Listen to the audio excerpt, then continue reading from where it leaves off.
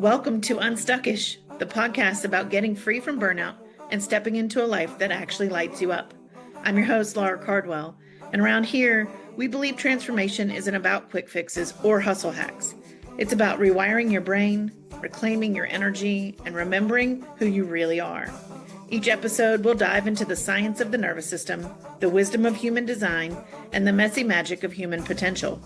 You'll get real talk, practical tools, and a little soulful woo, all designed to help you find more joy, purpose, and freedom without pretending it's perfect. Because let's be honest, getting unstuck is rarely a straight line, but with curiosity, compassion, and a little play, we can make the journey a whole lot lighter.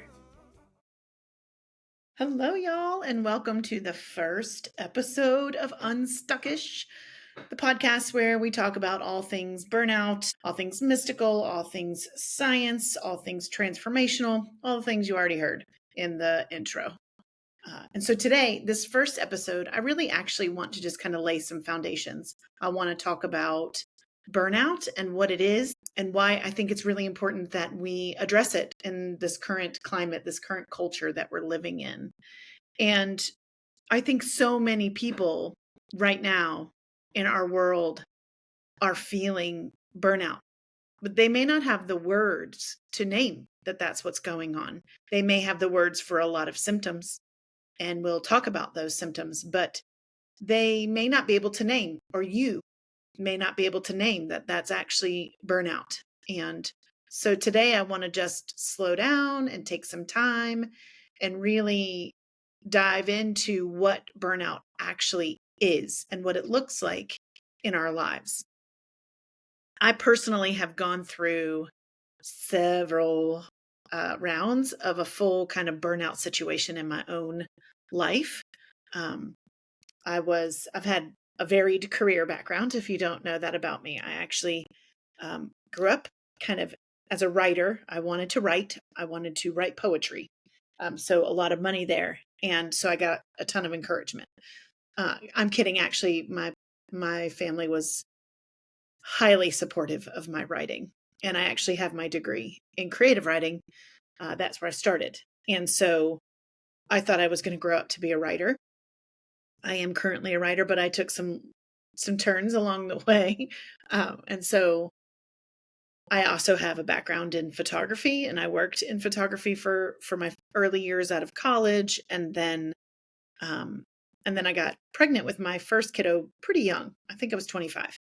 And I ended up not being able to be a photographer's assistant and work in the dark rooms, because back then, I might be dating myself, but back then we were still in dark rooms developing film and creating the actual print, right? So I know, dinosaur age type shit right there. So once I was pregnant with my kiddo, I was kind of in a place where I felt stuck. I wasn't really sure where I was headed, but I also had this human in my world. And so I did some odds and ends when she was little.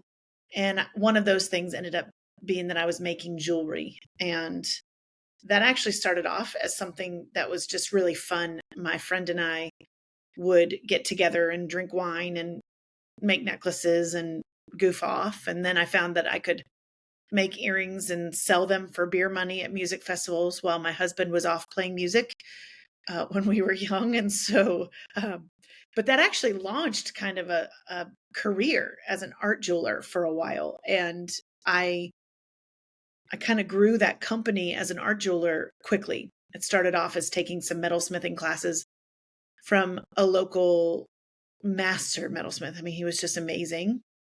And if you're listening to this, a shout out to Bill Churlick. I love you. And I really loved making metal jewelry. I loved everything about it. And so I grew my company doing that. It kind of organically was growing. I started doing some small craft fairs, which turned into bigger art shows, which turned into having a wholesale company, which turned into doing wholesale shows, which meant selling to galleries around the country and creating a production line. And so it grew actually pretty fast. Actually, it grew so fast that my nervous system couldn't handle it. That's what I know now. I didn't understand that then. And so I really did end up in a place of adrenal burnout, of fatigue. I just hit a wall of what I could handle, and I couldn't take one more step.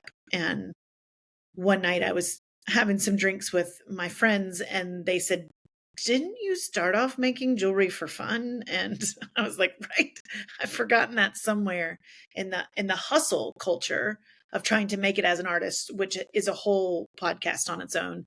The intensity of trying to make it as a creative or a small business in this realm. So I closed the jewelry business and kind of ended up at that time. Well, really, I ended up in fetal position for like 6 months. I just was completely worn out, and I had some test results that showed that my adrenals were really struggling. So your adrenals kind of run that our ability to handle stress, right? And so we'll talk more about that later. But and in that time, I was just resting, but I was also really thinking about like what's next for me. What's that next big move? What's that next thing? And that at the time, our youngest was going through an energy modality that helped with ADD, ADHD, and learning differences. And I was so fascinated by the work. And in those early days, I didn't really understand energy medicine really at all. I didn't know what it was, and I would have told you I didn't really believe in it either. So it's funny that I ended up in a career in it, but I was fascinated by the changes, and what was happening. And the one thing that I know about me and the way I'm actually designed is to be incredibly curious. And so, of course, I researched what he was doing and the modality he was using, and then I went in one day and I said, I think I want to train in this. And he said, "Great. I've been waiting for you to say that. I'm moving to Florida. I'm going to sell you the company and you're going to take over for me." And it was like, whoa, total alignment in timing and all of the things. And that's a shout out to Wes Beach. He was an amazing mentor. He really helped me launch my career. I wouldn't be where I am without him.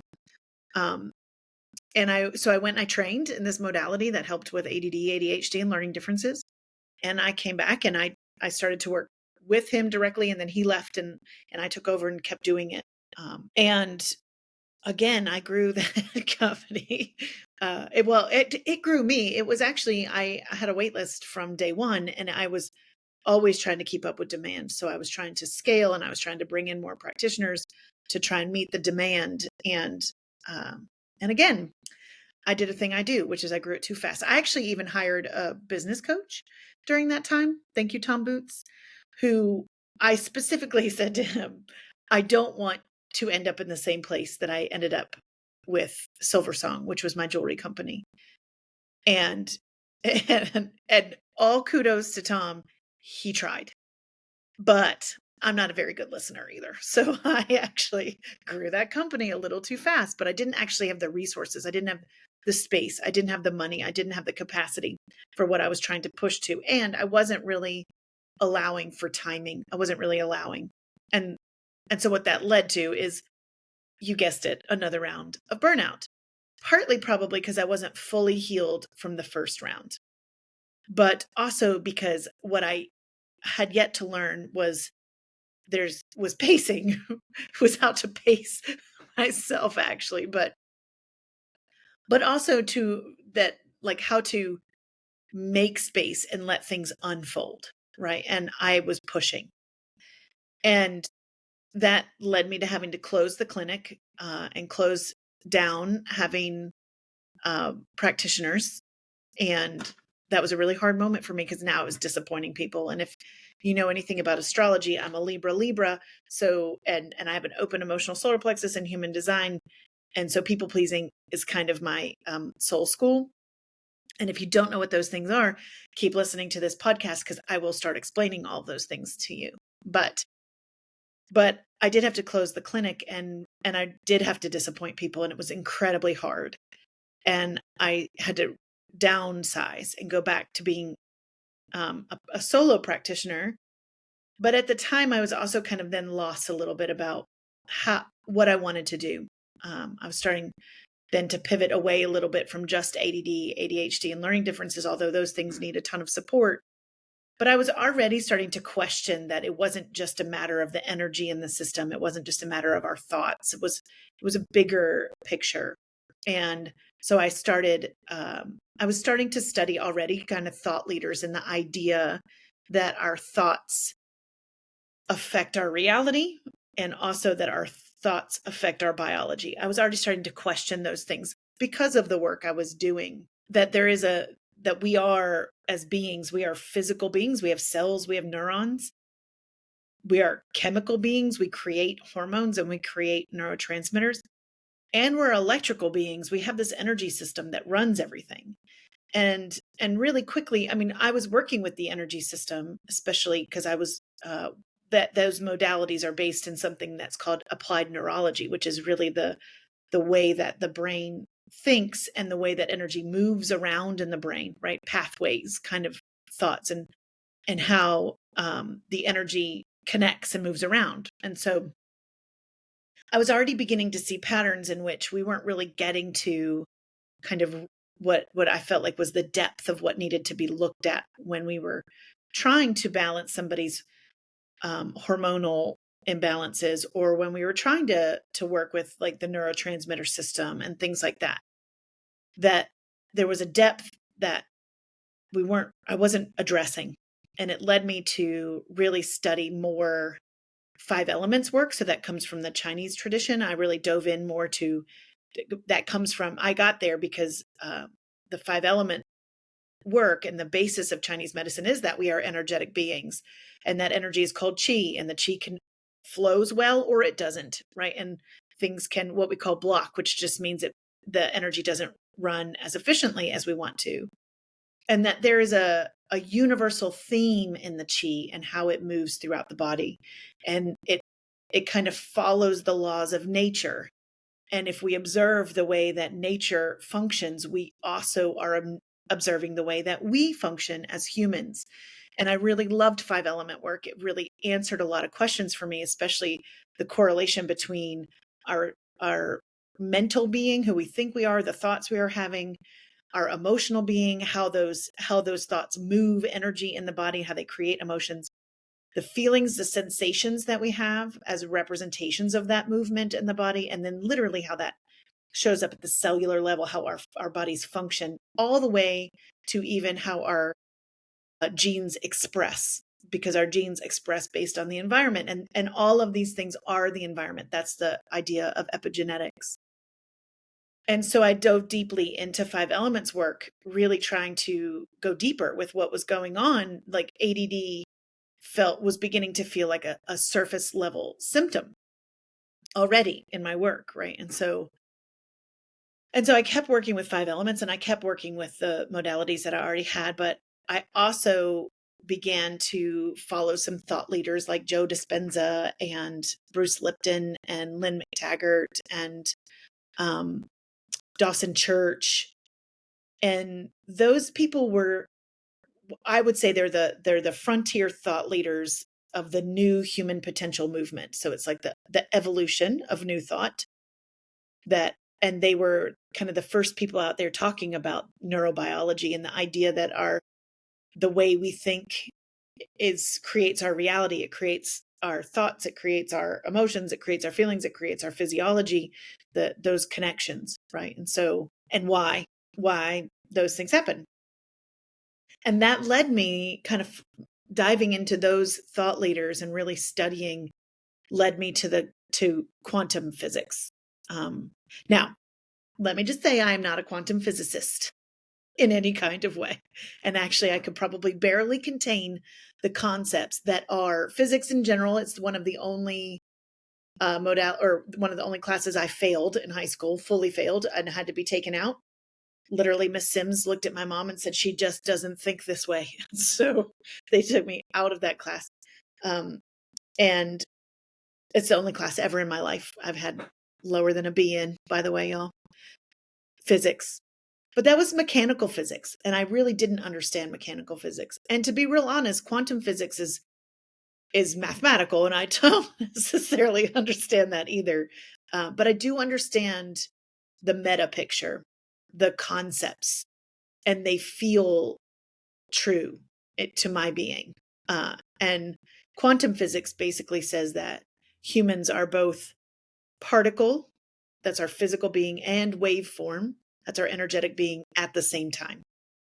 And that basically the whole universe is both energy and physical, that all actual physical particles are energy at their base, and that all of that energy is connected and entangled in some kind of way, and that what happens to one molecule in the entire universe has some effect on everything, right? So kind of think about that butterfly effect. And so it's much more, there's much more going on with all of that.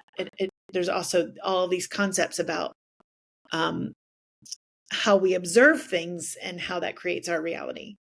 And that really got me curious about studying perspective. And so I dove deeply into studying the neurology of perception, what happens when like how our perception actually begins to create our reality.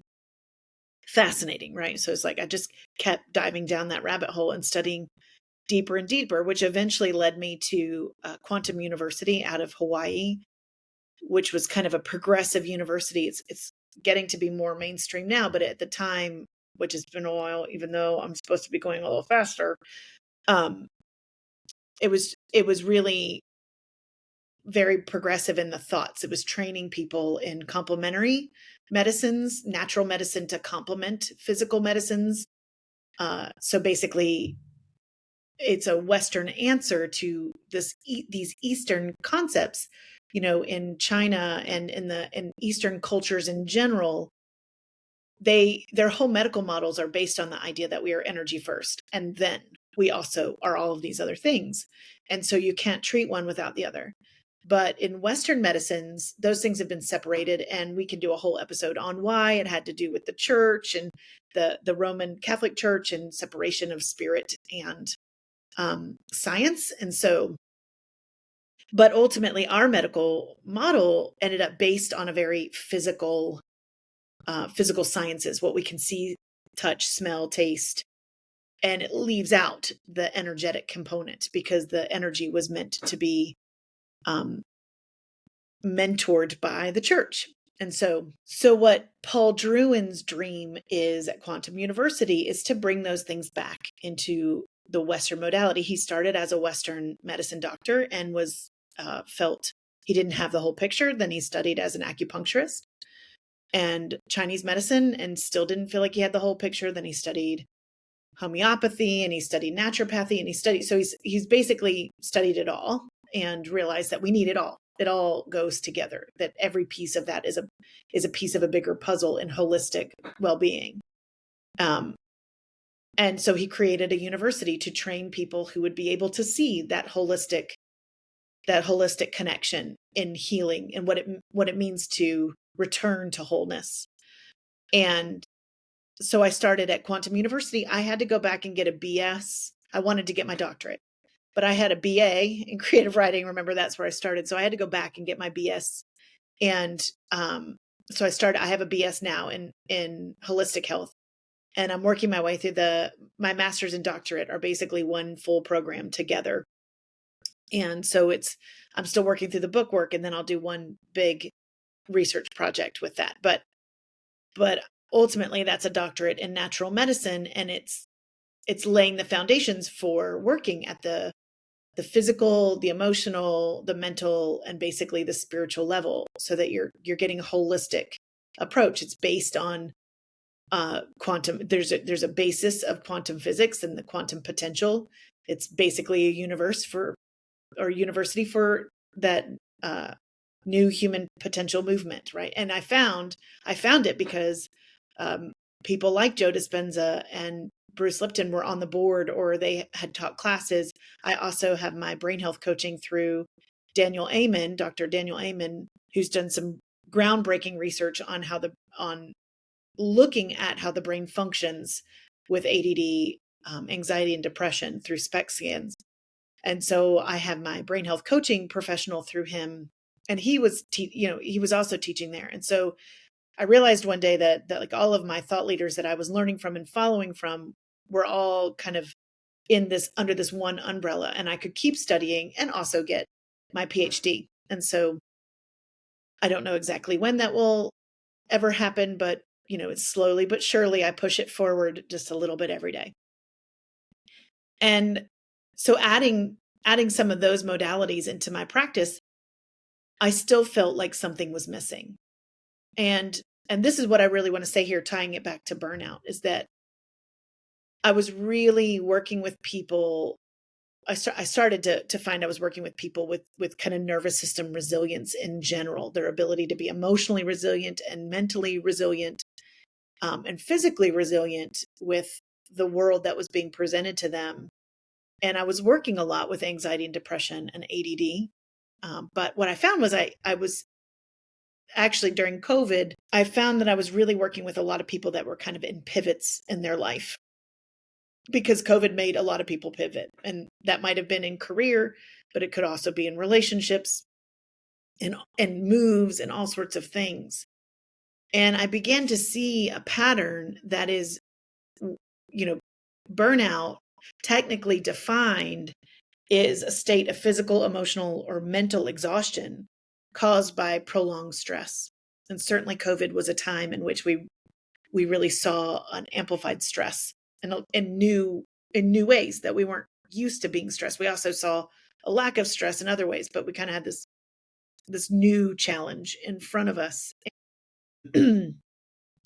Because that's the way that burnout is technically defined, the physical, emotional, or mental exhaustion, then a lot of ways that burnout is treated at the physical level, which might be adrenal fatigue, which might have symptoms like feeling fatigue or insomnia, headaches, digestive issues, lower immunity issues, right? That list kind of goes on and on, what might be going on the physical level. Or it was being looked at the emotional mental level, which would be more like irritability, anxiety, depression, numbness, mood swings, kind of a feeling of a loss of joy or numbness, but also like scatteredness and poor concentration and forgetfulness and brain fog and negative self-talk. And that's where we tend to see people really focus on trying to treat. And I say treat because I think that that's really what they were looking for, is treatments for their adrenal issues or for their burnout. And really, as I was working with clients, I began to realize that it was deeper than those things. Those were the symptoms, but that the chronic problem that I saw again and again and again was spiritual. It was a detachment from this bigger purpose in life, this something deeper, this deeper meaning, this something that gives us the rich experience of being human, right? That's not just us being these hamsters in a wheel slaving away for things, that we're actually here for a higher purpose. And that when we seek that higher purpose, when we seek to know who we are and why we're here and the bigness of us, that we actually begin to heal a lot of the symptoms on those other levels naturally, that they just kind of come into harmony. And that led me, those awarenesses led me into like, well, how do we know? How do we know what we're here for, who we're here to be? And that led me to human design, which human design had danced all around me in all of those years. And I was resistant. I can be resistant. That's kind of one of my special soul school issues, is to be critical and suspicious. And so human design is talked about like a modern astrology. And although I deeply believe in archetypes helping us understand and relate to the story of us, that's a kind of a bigger meaning. And I'll have a whole episode on archetypes and what they mean. I wasn't sure I believed in the whole, if you put your birthday in, you know who you are. But what I began to learn is that human design wouldn't leave me alone. It kept coming back. It kept saying, well, eventually you'll understand. You'll come back to me.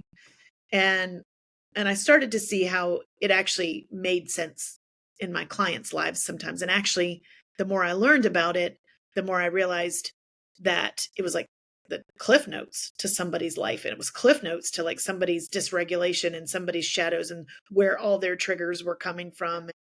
And I was able to kind of apply all of these other tools I had specifically to this big challenge and watch the impact in their life, of their life just literally unfolding in totally new and brilliant ways. It was just, I couldn't not accept it in my life. It was just proving itself to me again and again and again.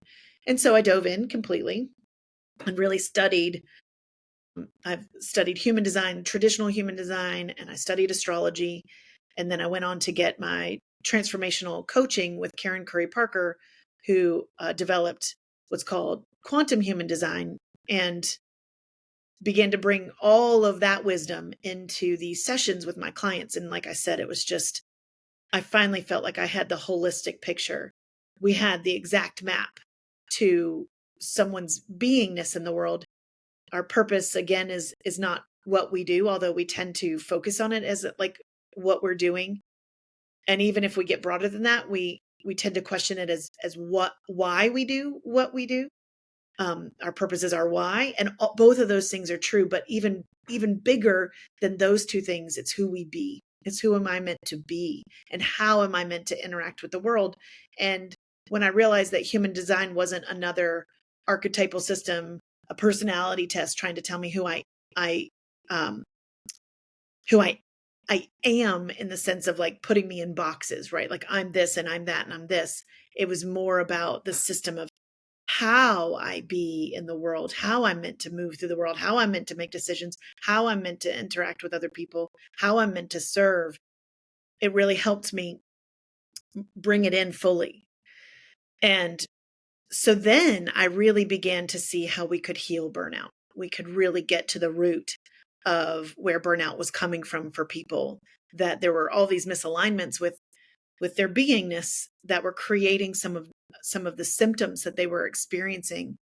And then we had this kind of compass or this roadmap directly to what we could work with all of those other modalities, to help them to look at those subconscious stories that they've been programmed with throughout their lives, or those core beliefs that might be causing them to act out of misalignment or behave in a way that isn't fully aligned for them. And we began to see real healing in burnout. And that does not mean that I haven't had moments of feeling the nothingness, or am I doing it right? Am I doing the right thing? Am I being who I'm here to be? And certainly even in the last few years, I have still struggled a ton with burnout. I think it's part of my soul school so that I can talk about it from a really real place, and I can help people from a really real place. But what I'm saying is that as that all comes together, that the holistic healing of burnout is that burnout is not wrong. It's an invitation. And that it's an invitation to look at, have you kind of lost that deeper meaning in your life? Spiritual burnout tends to feel more like you've been disconnected from your higher self, disconnected from that greater purpose, that maybe you're gotten so bogged down by your humanness, by the daily things that have to get done, and the emotions that causes, that there's like an emptiness or a numbness or a lack of joy and motivation in your realm, right? So that's kind of how it all comes together, right? Like I eventually created a modality of my own called neurocohesion. That is how I bring all of those things together and work with my clients. And ultimately, that's what the book is about, right? The book is, which is called Unstuck Yourself, and will be out October 6th. I'm recording this in September of 2025. So it'll be out October 6th on shelves. And really it's this culmination of years and years and years and years and years of kind of living through this own story, and bringing that into a book that really addresses these layers of burnout, and how to move forward when you're feeling like burnout. Often feels like feeling stuck, also usually anxious and exhausted and overwhelmed and scattered and all of those things. It's usually at a time when you're kind of moving away from something that was, and your soul is kind of calling you towards something different. And that's this beautiful space that burnout is. It actually literally slows us down, makes us sit in this liminal space between those two things, and asks us to really question, to really seek something. And I think it's a really beautiful opportunity.